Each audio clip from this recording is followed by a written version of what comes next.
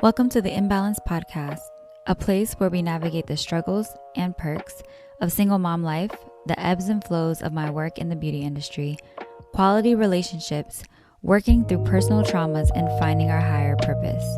Sounds like a lot of struggling? Well, it is. So grab a drink and let's try and balance it together, because who said we have to navigate through this chaos alone?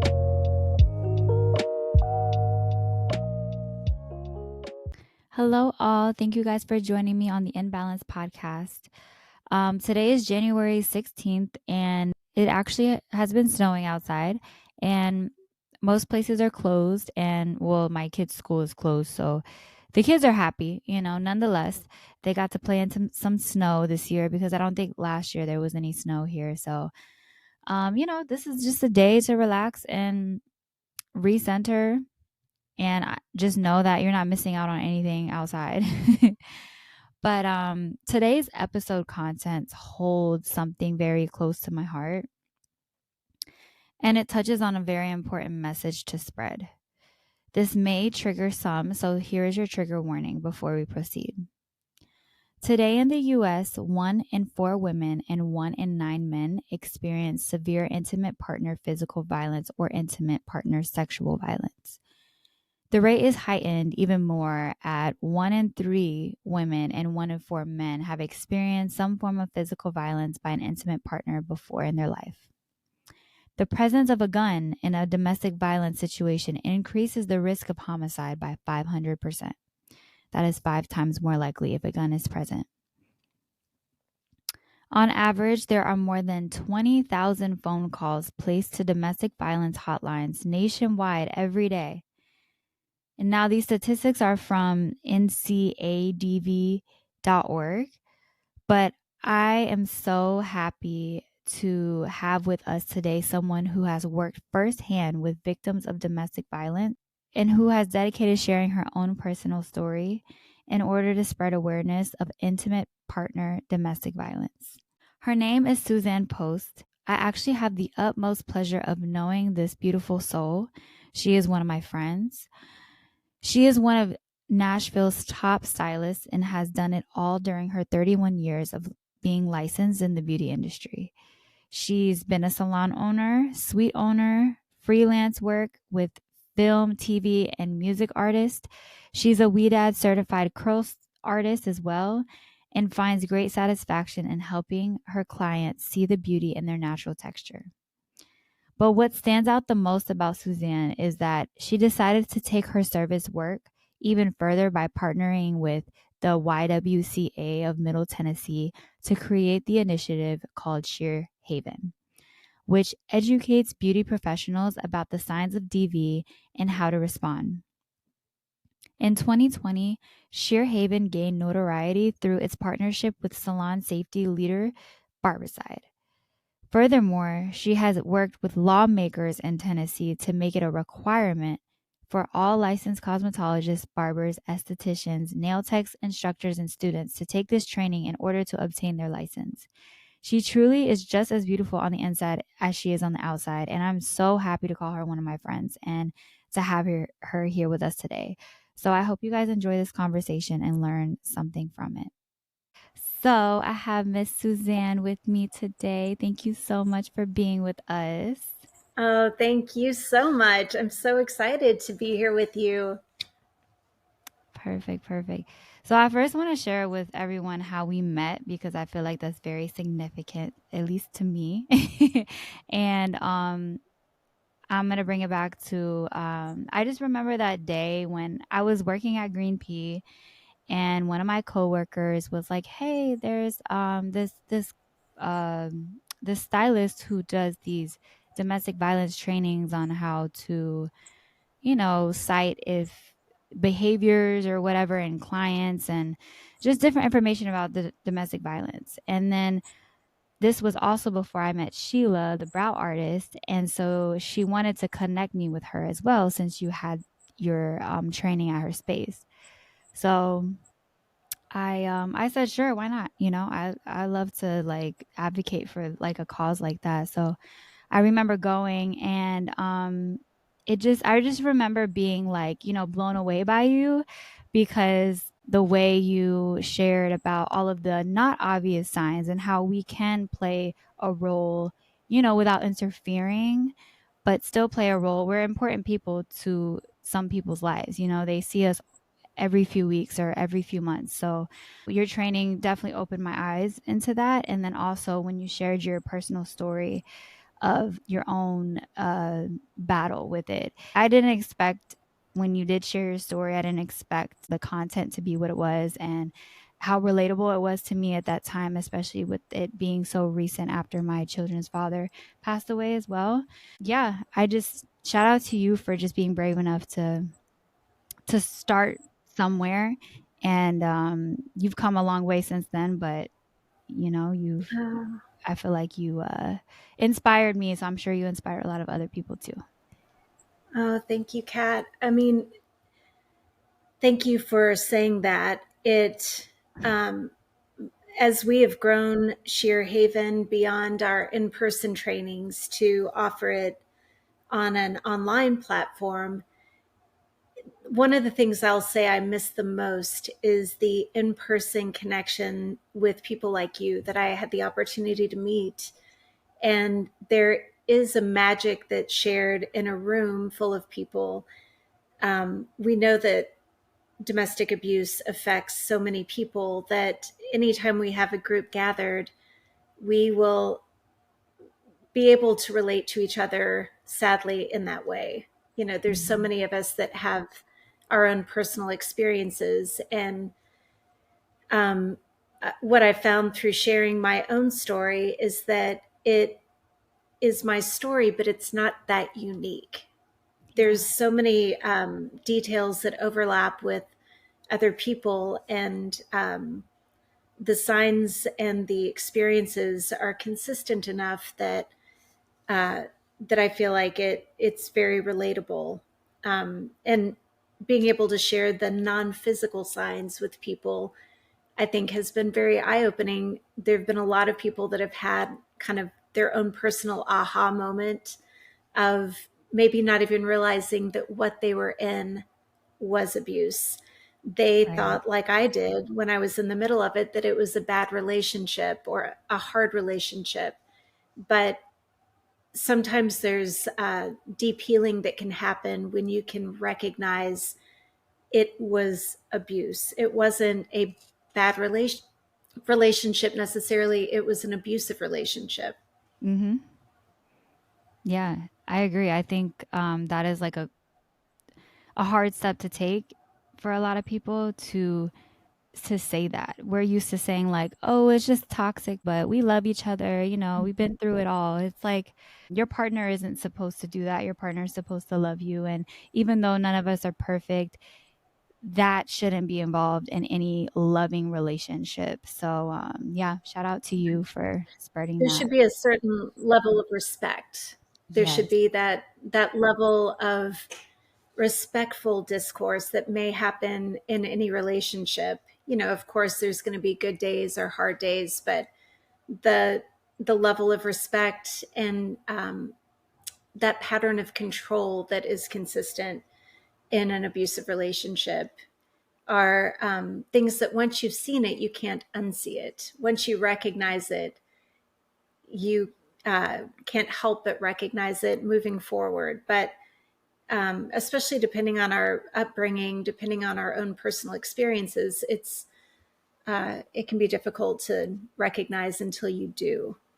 Right, right. Because sometimes we get ourselves into these relationships because of our past or maybe how we grew up, and we didn't realize that that wasn't love at some point in the past. So we, go down this cyclical journey. I would love for you to share the beginning of Sheer Haven and like what encouraged you. Obviously, you knew you had a story, but what encouraged you to speak up about domestic violence to beauty professionals, and how did you create this as an organization? Great question. My personal experience is I've been behind the chair as a stylist and then as a salon owner for now nearly 30 years. And back in 2016, there was a law that was passed in Illinois that was requiring cosmetologists to recognize the signs of domestic abuse and giving them the information about what resources were out there, giving them the information about how to respond. And I'll never forget, I was actually, much like today, stuck in the house. It was a snow day. And I think I was listening to the news or listening to something that shared that story. I was cleaning out my closet because that's what you do on a snow day. Right. And truly sat down in the middle of my closet, hearing about this initiative that had been started, and knew that this was something that we needed in Tennessee.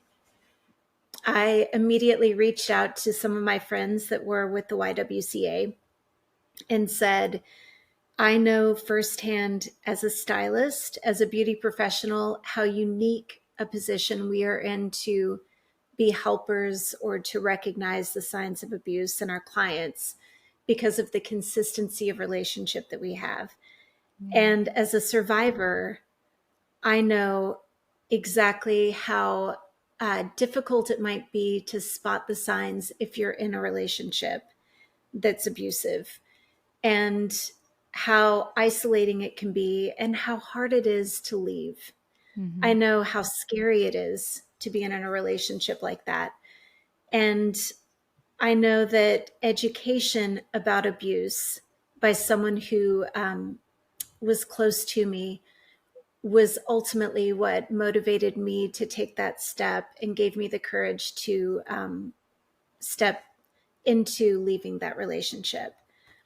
And they recognized the potential there, the YWCA did, and they agreed to start Shear Haven. Um, and we began as truly an in-person, salon by salon training program. I would go in on my day off on Mondays usually and offer this education to my friends and my fellow beauty professionals in Nashville. And it very quickly became clear that it needed to be bigger than what we could offer in that way. We were at that time educating dozens of beauty professionals at a time. And we were thrilled with that. We were like, this is amazing. We've reached 30 people in Nashville. We've reached 45 people in Nashville. Mm-hmm. But as feedback came in, we were like, you know what? This needs to be bigger than um, this. And so we started the legislative process in Tennessee. I reached out to a representative here in Franklin who agreed to sponsor legislation.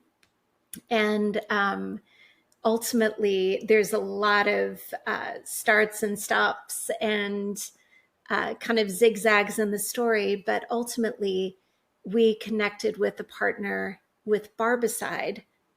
They offered to host our education if we could create an online training.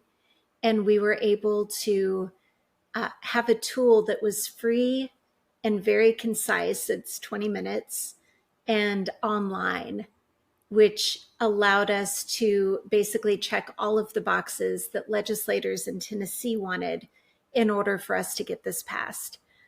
And so the law went into effect, and Governor Lee signed the bill, and we now are able to reach, I believe, 77,000 beauty professionals that are barbers, cosmetologists, estheticians, nail techs, natural hair braiders, and everyone in school for all of those across Tennessee. And now, you know, years into this process, we actually are working at the federal level to incentivize states to pass laws like we did in Tennessee and like Illinois and Arkansas have, that Mm-hmm. may be able to reach all 50 states. That would be my dream. But Yeah. I know that's a lot of story about where we are, where we were, but we're so excited to be where we are today, a few years down the line. Yeah, yeah. No, I'm happy that you shared it so eloquently from like the beginning to the present. And I think it's so important to realize how that idea came from you hearing about it on TV, and now look where it came. So when people think, maybe to themselves or like someone around them, like, oh, why should I do this? Nobody's going to care. Like, nobody's going to notice. You just have to plant that seed, and then you keep going with it. And then it's just like, now look at how many people it has reached. You said it was like 77,000 people. Well, so I'm really excited. Once we launched it with Barbicide, we suddenly went from having the opportunity to reach, a dozen people at a time to, I think, in the first 5 days that after we launched it, or maybe it was even the first 3 days, we got the analytics back that we had reached over 5,000 beauty professionals around the world in 3 days. 3 days. And it was incredible to me. It would have taken us years of daily trainings to be able to reach that many people. And I believe to date, we've reached over 111,000 people around the world in over 100 countries. Um, Wow. I believe 45,000 beauty professionals in Tennessee have taken it. And the law will hopefully capture all close to 80,000 within the next couple of years. Yeah. The law requires it as a one-time training. Of course, our education, which is 20 minutes, meets that requirement.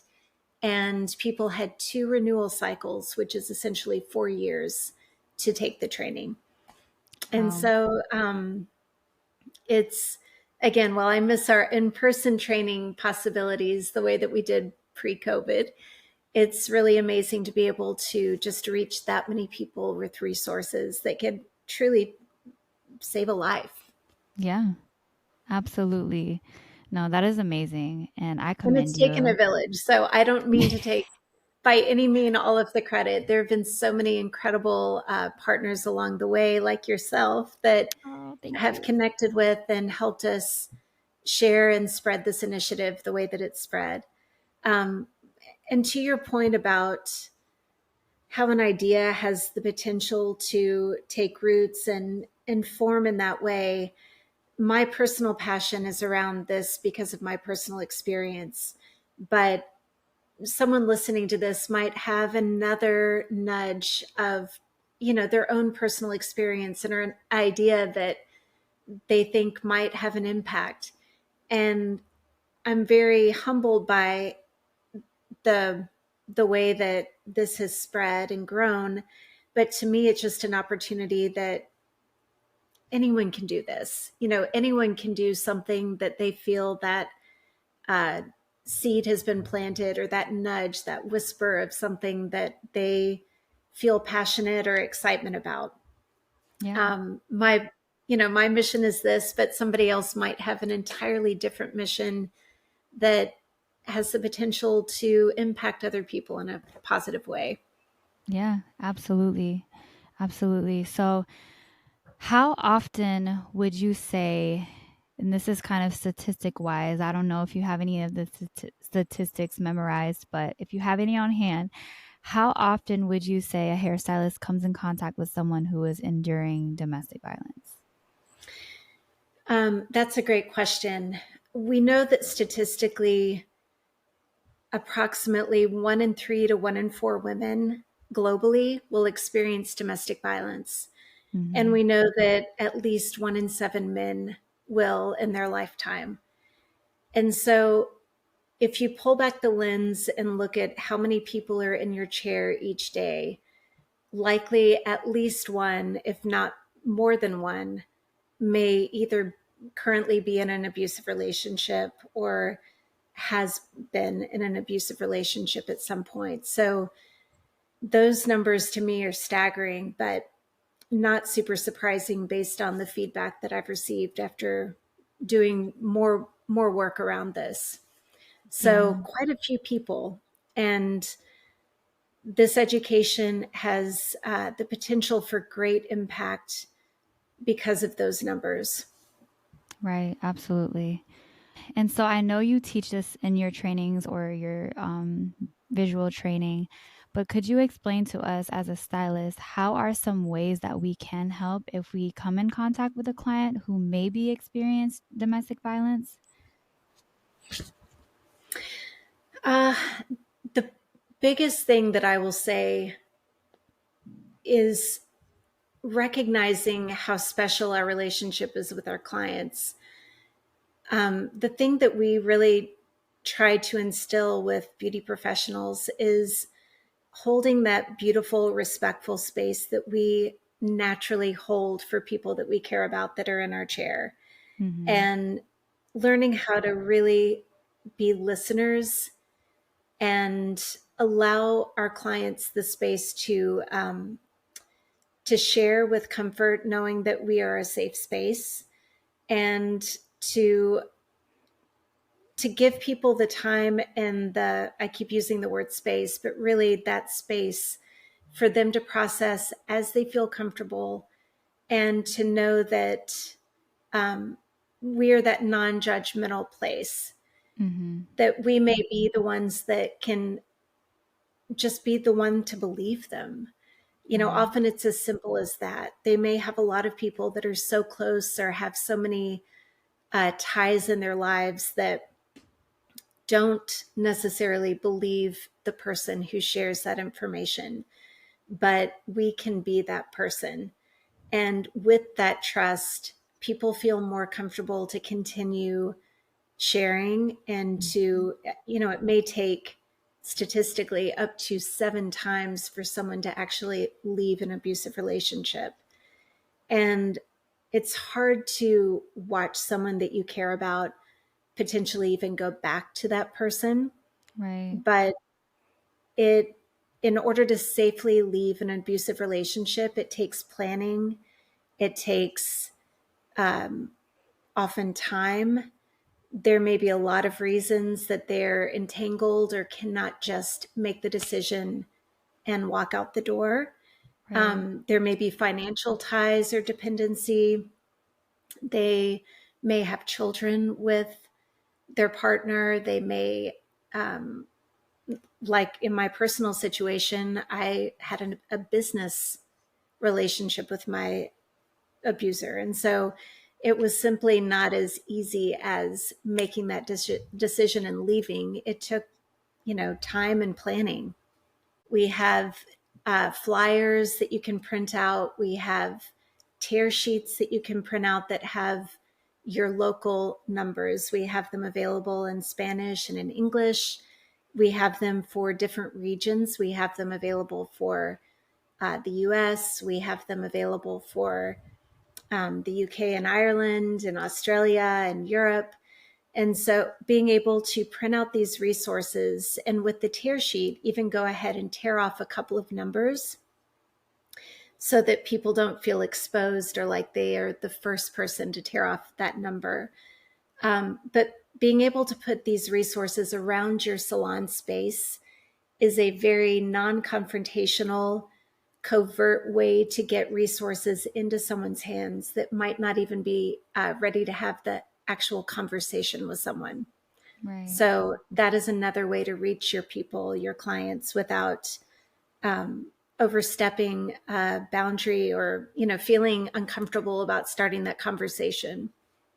I love that you advocate realistic expectations in the way of like you're not telling beauty professionals to, you know, call the police for, your client, or tell her she needs to leave, or like nothing, or him, or nothing like that. Sure. It's about being open and having an open hand and safe place, like you said, so that if there is an opportunity for them to share something with you, they know that, and then you have resources that can help them. It's, we're not trying to interfere with things, because that can get scary. Absolutely. You don't want to interfere with things like that. But if you could provide resources for someone who may need it on their own time, that, you're saving a life in itself. So I love the tear sheets and the cards that you have available for beauty professionals to just have around. And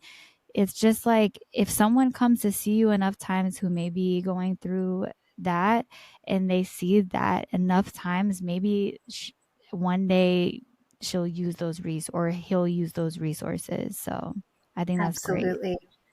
Well, and recognizing too that if anything, we're hoping to um, even stop conversations, teach people how not to respond as much as how to respond, how Yeah. to pull back and really just be that listener. Because I have certainly, I can think through times over the years that I've had someone in the chair that I've cared so deeply about, or that I've overheard conversations in the salon space before where someone who means so well has interjected in a way that might have actually been a harmful way to respond. Mm-hmm. Um, we are not, we're basically giving people the tools to respond to something that they've seen over the years anyway. We, let's face it, we as beauty professionals have, since the beginning of time, seen and heard everything. There's Mm-hmm. something really powerful about touch. And I think that it creates that safe space that people feel comfortable opening up about everything. So we really might be the first ones to hear that someone is expecting a baby, or that they have exciting news about a job change, or that they may be going through something really painful. And Mm-hmm. um, just knowing how to not interject yourself in a way that could get you into trouble, or could um, push someone into doing something that is not quite right for them to do yet, Right. um, is really important. Yeah, no, absolutely. And you touched on why it can be so hard for some people to leave a domestic violence situation. Do you want to give any more details on specifically why it could be hard, especially if you do have children and you have financial ties, or even besides any of that, why is it that it takes women on average, or men? I'm sorry, I keep saying women because that just is what Yes. connects to me the most. But why does it take someone on average 7 times to leave before they can actually leave? Well, it's there's a dependency that's built up anytime we're in a relationship with someone. And we also have love in this relationship. Um, Mm-hmm. Often the abuse part of the cycle is the shortest, most brief period. Abuse is about power and control. And Right. usually it starts with this lovely honeymoon phase where it's often, it feels like the best, most intense, loving part of any relationship. And then it moves into tension building. And that part could take years in some situations. You could stay in the honeymoon phase for quite a while before it moves into the tension building. And so in that time, we build up dependency, we build up love, we build up trust with this person. We might have children with them. We might Mm-hmm. even give over some of our financial control or resources to them. And so, for a lot of reasons, we have that dependency built. And then in the tension building, it's that time where you feel like you're walking on eggshells and you don't quite know if you're on solid ground, although maybe you don't even know what's going on or why. You can just Right. feel that something isn't quite right. And then the explosion may be something that turns physical, or it may just be not just, it may be a verbal or kind of emotional incident, but it's that time where all of a sudden you're on very unsolid ground and you know that something isn't safe or isn't right. And that might be the period that you feel like okay, I can't do this, or this isn't going to work. But then very quickly it moves back into that honeymoon or that um, seduction phase. And Mm-hmm. so I think that human nature doesn't want to believe that someone that we love would really want to hurt us. And we, because we love that person, hope that it will go back to the way it was. And Right. that if we just do all of these things that maybe they're telling us need to change, that things will be okay and we can make it work with them. Right. And so I think that part of it is just the human nature that wants things to be okay. And then the more tangible, practical things are that we may, especially right now with the housing crisis the way it is, it's very difficult to just suddenly leave and go find another place to live. Um, there may not be easy access to our documents. We may not have easy access to birth certificates or social security cards, Right. or in some cases, the abuser may be in control of the finances. So even if we wanted to leave, we don't have the resources to. Or the abuser may be a really good parent. It may be Mm-hmm. that we've been shielding our kids from what's going on to the point that we don't want to shake up our children's lives in that way. In some cases, the abuser may be threatening people that we love. They may be threatening our loved ones or even our pets. Right. Many people stay because they're afraid that if they leave, that their dog or cat won't be fed, or maybe there's been a threat against their animal.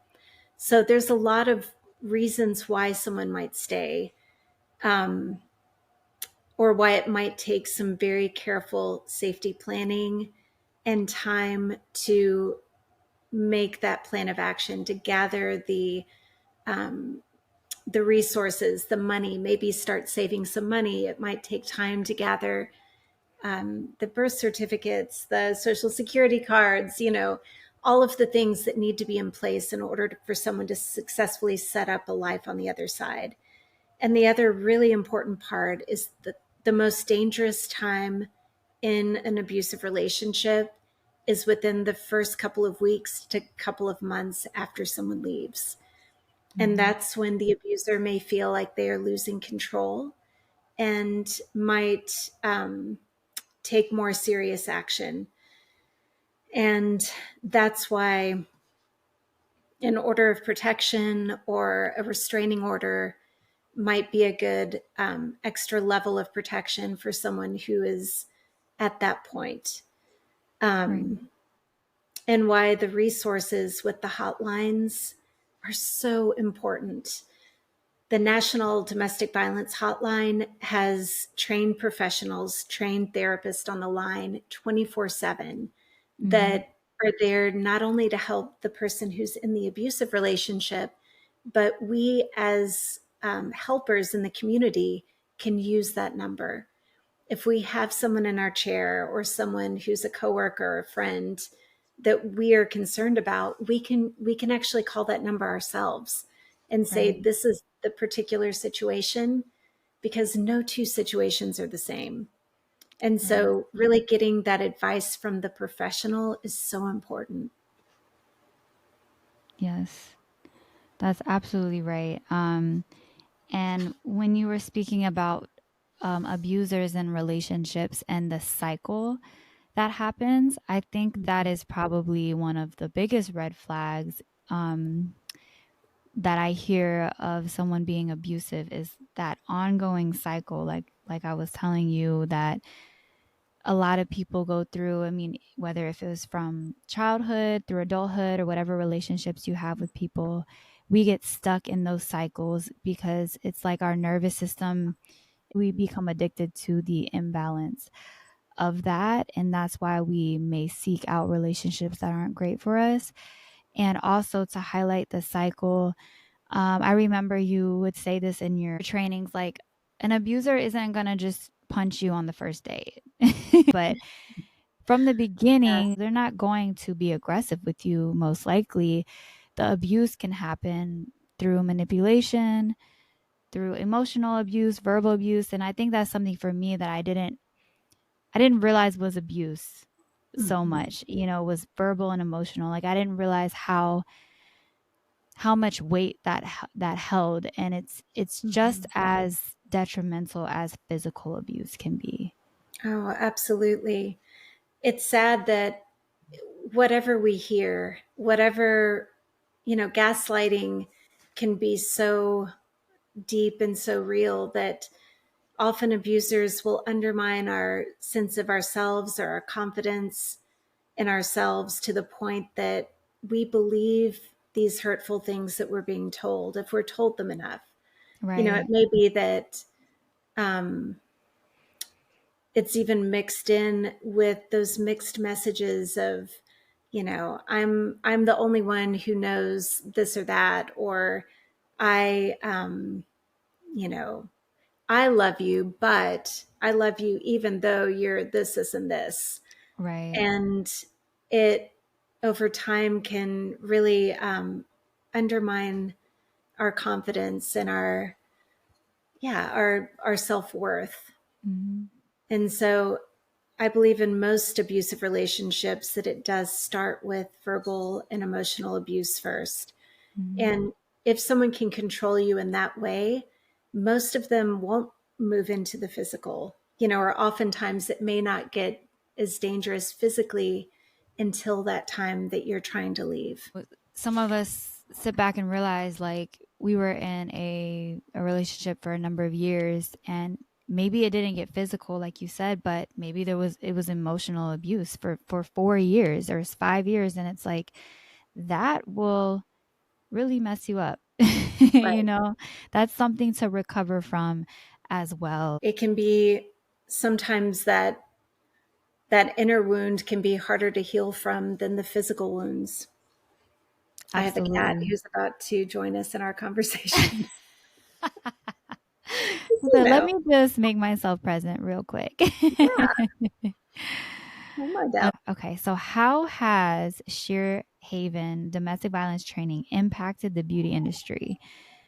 Basically, like how big has it gotten, and where do you see it going? Well, it's very humbling to see the impact that it's had. I think that what it's done is really spoken to widening and recognizing the importance of our industry and the position that we hold in our clients' lives. Knowing that we are so much more. I mean, of course, we make people look beautiful, but so much of what we are able to do behind the chair is to mirror back to our clients that inner beauty and that importance of recognizing who they are beyond the physical self. Mm, Um, I think that we are in a position to really deepen the conversations that we have with each other to reduce stigma around so many topics. Um, whether it's mental health, I mean, the array of mental health issues that we are in a position to recognize. And um, as far as domestic abuse goes, I think the numbers speak for themselves. If 1 in 4 women, 1 in 7 men will experience it, we know that this is something that has resonated with so many people widely around the world because it really is a global issue. It's something that clearly something needed to be done and conversations needed to be had. mhm. But we have luckily just, I think the timing of COVID also further exposed, anytime that someone is stuck at home, Right. anytime that we are even more isolated for various reasons. We thought about that even with the snow day that we're having here. There may be people that are truly not safer at home in times like this. And Right. so I think that kind of that hidden pandemic of abuse was even more exposed through the last few years as we were more isolated from one Mhm. another.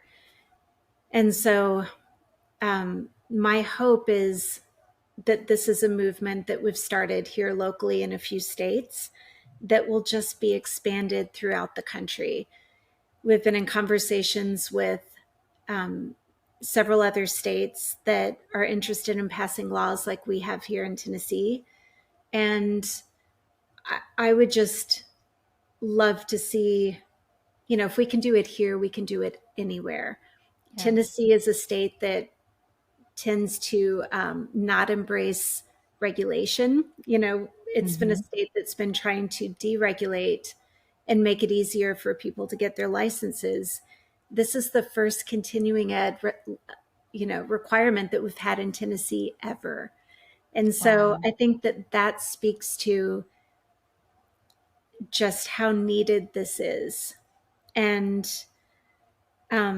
so for people listening, feel free to reach out to us here in Nashville. Feel free to reach out to your local lawmakers, and um, let's make this certainly a nationwide movement, but let's make it a global movement.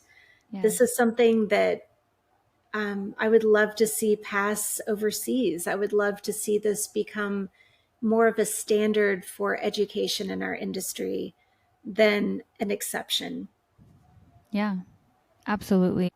And like you were saying, we're having more conversations in the salons and just like, or just in general in society about mental health and abuse and things like that. And I also love how you always include the fact that men can get abused as well. Mhm. Would you like to add anything to that of like cases that you have dealt with, firsthand? Yes, I think that with men, it is widely underreported. I'm grateful to see more vulnerability and more of an embrace of vulnerability and deep conversations uh, within men Mhm. across the board. But I would encourage stylists and barbers and uh, all the beauty pros to open up that space for each other to be able to recognize when men are hurting, Yeah. to know that those resources are out there for all of us. We talk about women so largely through this because we know statistically it affects more women, but I do suspect that the numbers with men are underreported. Yeah. And I think that we may start seeing a shift in those numbers as people become more comfortable talking about it. Um, we know that a lot of the impact that abuse can have on children, a lot of women that experience abuse in the home will grow up and end up being in abusive relationships. We know that the trauma can affect men in a different way if they're given the Mhm. example of this is how you love your partner is by exerting this sort of control. I think that everything needs to be kind of toppled upside down. And I hope that we're able to start recognizing trauma maybe on the earlier side and addressing the impact that abuse has on children sooner, opening up conversations and um, making it not socially acceptable if we hear or see things like abuse in the community. Yeah, absolutely.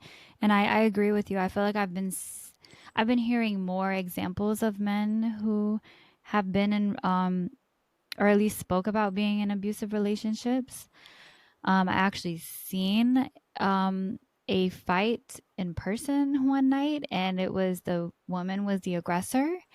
And it's it's just very interesting that like we just never thought that men could be abused, and it's like as being abused is basically someone having control over you. So, Exactly. you know, no matter what gender you are, Mm-hmm. it's like we have to practice healthy relationships with people.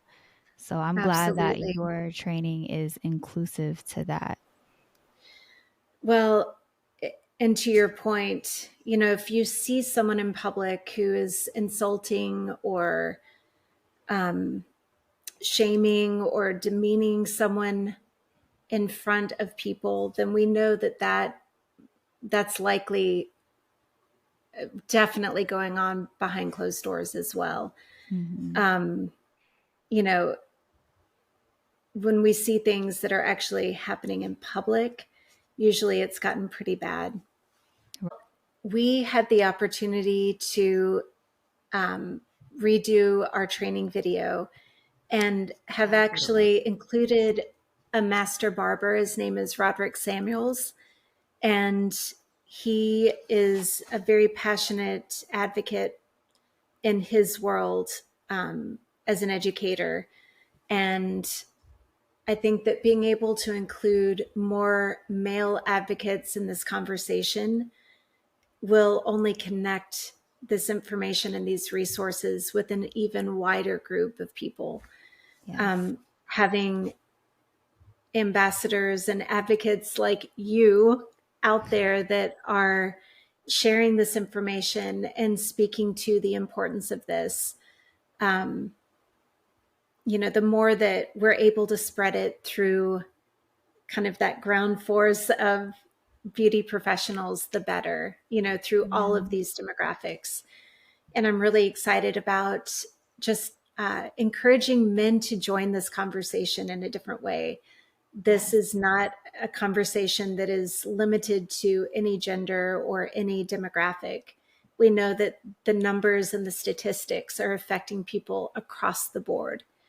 Every Yes. neighborhood, every community, every gender, every um, socioeconomic group. It appears different in certain situations depending on resources, but we know that it is a crisis across the board. I think the bottom line is just it's mental health, you Mm-hmm. know, whether you have the privilege to start that when you're a child or at any point in your, adulthood, it's really about taking care of ourselves from the inside out so that we can be better to one another. Oh, that's amazing. Yes, exactly that.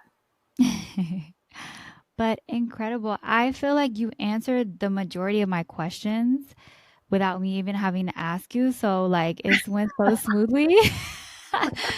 It went so smoothly. Love And it. again, you've done this before too, so that could be why you're more coerced than me. But I just want to share that I have been wanting to do a podcast for literally years. I had a note in my phone where I would just over the years just wrote down ideas, and you have been on that list of people that I want to talk to since I met you. Oh my gosh, So I'm so honored. Thank you. Well, so yeah.